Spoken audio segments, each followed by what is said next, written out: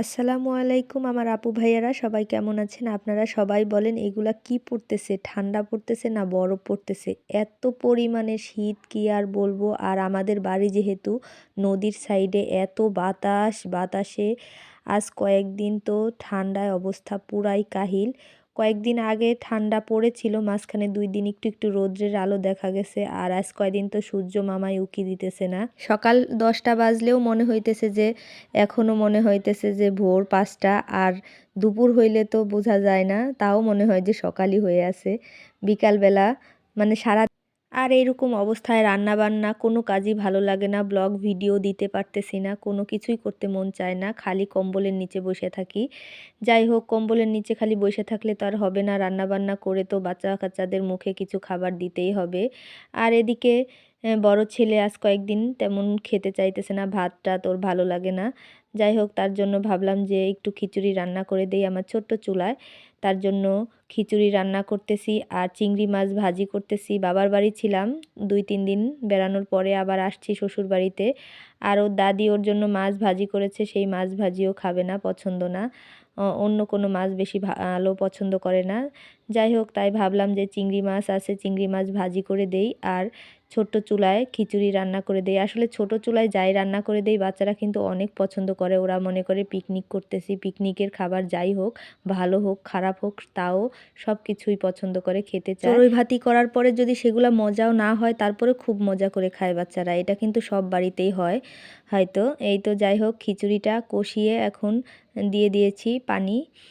আর এতে কিন্তু আমি বেশি কিছু মশলা ব্যবহার করি নাই, টুকটাক বাটা মশলা, হালকা পাতলা মশলা ব্যবহার করেছি। আর এইখানে কিন্তু সব কিছু আমরা যেভাবে রান্না করি ওইভাবে রান্না করে খাই, কারণ ছোট চুলা হইলে তাই কি এই খাবারটা তো খেতে হবে, ফেলে দেওয়া যাবে না। সুন্দর করে পরিষ্কার পরিপাটি করেই এই চুলায় রান্না করি। এদিকে চিংড়ি মাছ এখন হলুদ লবণ মরিচ দিয়ে ভালো করে মাখিয়ে নিচ্ছি, যাতে এর ভিতরে মশলাটা ঢুকে ভালো করে। আর আমার ছেলে স্কুলে গেছে, আর ওদের তো জানুয়ারি মাসের বই দিয়েছে নতুন। আর বাবার বাড়িতে যাওয়ার কারণে স্কুলে যে বই আনা হয়েছিল না, তার জন্য স্কুলের থেকে বই নিয়ে আসতে গেছে। আর এদিকে আমি রান্না করতেছি দুপুরবেলা। আসার পরেই তো গরম গরম খিচুড়ি রান্না করেছি, এখানে বসেই খেয়ে নিয়েছিল। যাই হোক, আমার কাছে কিন্তু খিচুড়িটার এই ছোট্ট পাতিলে এইভাবে বলক আসাটা খুবই ভালো লাগছে। আর এই জন্য আমি এটা দিয়ে একটা রিলও দিয়েছি, রিলস ভিডিও। আর এই ছোট চুলায় কিন্তু প্রতিদিন রান্না করা হয় না আসলে, আমরা সব সময় তো বড় চুলায় রান্না করি। এদিকে একটা বেগুন ধরে আছে গাছে, আমরা দেখি নাই, এত বড় হয়ে গেছে বেগুনটা। আমি এদিকে বেগুনটা দেখতে আসছি, আর দেখেন আমার ছোট্ট ছেলে রান্না বান্না শুরু করে দিছে। ও এই চুলাটায় করে কি নিজে নিজেই রান্না করতে আসে। আগে রান্না করে চুলাটা ঘরে উঠিয়ে রাখতাম, কিন্তু এখন উঠানো যায় না। আমার ছেলে করছে কি, একটা লাঠি দিয়ে একদম এমন জোরে খুঁচা দিছে, এই পাশ ওই পাশ 2 ভাগ হয়ে গেছে চুলাটা, এই জন্য উঠাতে পারি না। তারপরে লেপার পরে ওই দেখেন হালকা ফাটল আছে এখনো, আর এটা ধরে উঠাইতে গেলে চুলাটা পুরা 2 ভাগ হয়ে যায়। যাই হোক, অনেক কষ্ট করে এই চুলাটা বানাইছিলাম।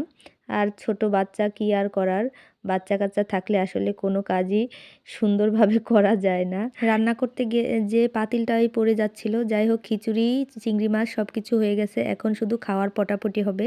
অনেক মজা হয়েছে।